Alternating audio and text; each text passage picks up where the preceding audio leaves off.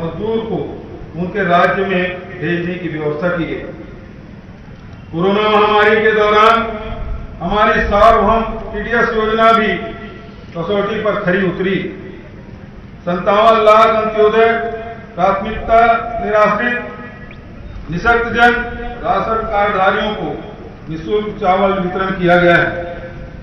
आंगनबाड़ी तथा मध्याह्न भोजन योजना के हितग्राहियों को मिलने वाली पोषण सामग्री में कोई बाधा न आए, इसके लिए घर पहुंच सेवा दी जा रही है।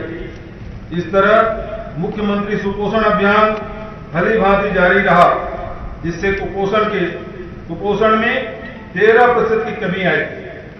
भाइयों और बहनों, हम गांधी, नेहरू, पटेल, बोस, भगत सिंह, आजाद, लाल बाल पाल जैसे त्यागियों को अपना आदर्श मानने वाले लोग हैं, जिन्होंने आपदा को सिर्फ सेवा का अवसर माना था। विश्व इतिहास की सबसे दुखदायी और भयंकर त्रासदी के इस समय में हमारी सरकार ने सेवा के सिद्धांत को अपनाया, क्योंकि यही हमारी विरासत है। सेवा ही हमारा सनातन धर्म है। इसी रास्ते पर चलते हुए हमें आर्थिक मंदी और कोरोना संकट काल में अर्थव्यवस्था को बचाए रखने में सफलता मिली है। छत्तीसगढ़ में हमने अपनी संस्कृति, अपने खेतों, गांव, जंगलों, वनोपजों, प्राकृतिक संसाधनों, लोक कलाओं, परंपराओं और इन सब के बीच समन्वय से अपना रास्ता बना लिया। हमें गर्व है कि अर्थव्यवस्था का हमारा छत्तीसगढ़ मॉडल संकट मोचक साबित हुआ। कोरोना संकट पूरी दुनिया के लिए एक सबक बनकर भी आया है। महाशक्तियों का दम भरने वाले देश किस तरह एक वायरस के आगे बौने साबित हुए हैं और अपनी भावी नीतियों को लेकर चिंतन करने पर विवश हुए हैं। तथाकथित विकास की जड़ें कितनी सही थी, जो ऐसा एक झटका भी नहीं सह पाई।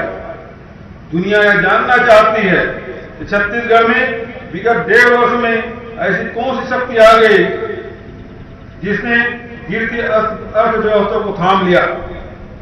मैं बताना चाहता हूं कि हमने किसानों, ग्रामीण आदिवासियों, वन आश्रितों और आम जनता को मजबूती दी। 2500 रुपये क्विंटल में धान खरीदी, कर्ज माफी, सिंचाई कर माफी, 4000 मानक बोरा तेंदुपत्ता संग्रहण,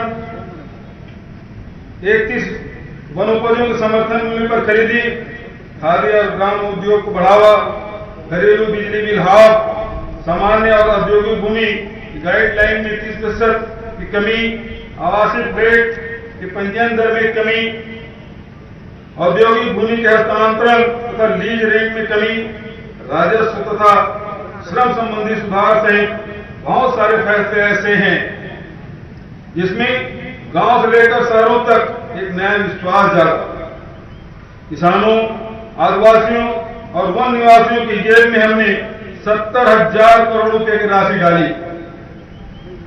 निम्न तथा मध्यम आय वर्ग के लोगों को हजारों करोड़ रुपए की रियायत और राहत दी गई। इससे छत्तीसगढ़ के आम जनता की क्रय शक्ति जागी, जिसने उद्योग और व्यापार जगत को सहारा दिया।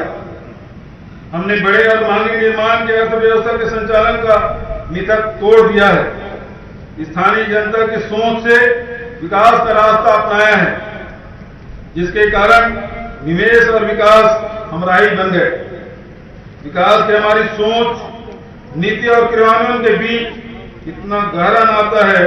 2 वार्षिक बजट काल पूरा होने के पहले ही हम इस दौरान देश के सबसे बड़े रोजगार सृजक राज्य बन गए। लगातार घटती बेरोजगारी दर से युवाओं का आत्मविश्वास बढ़ा है। शिक्षा, कौशल, खेलकूद, कला, संस्कृति और विविध क्षेत्रों में उनकी भागीदारी बढ़ाने से युवाओं की ऊर्जा तथा उत्पादकता का लाभ भी मिल रहा है। कोरोना काल में भी छत्तीसगढ़ में 26 लाख मीट्रिक टन लौह इस्पात सामग्रियों के उत्पादन और आपूर्ति से सिर्फ छत्तीसगढ़ ही नहीं बल्कि पूरे देश को सहारा मिला। जन कल्याणकारी कदमों के साथ कदम मिलाते हुए राज्य में औद्योगिक विकास की संभावनाओं से कैसे आकार लिया, यह भी बताना चाहूंगा। विगत 1.5 वर्षों में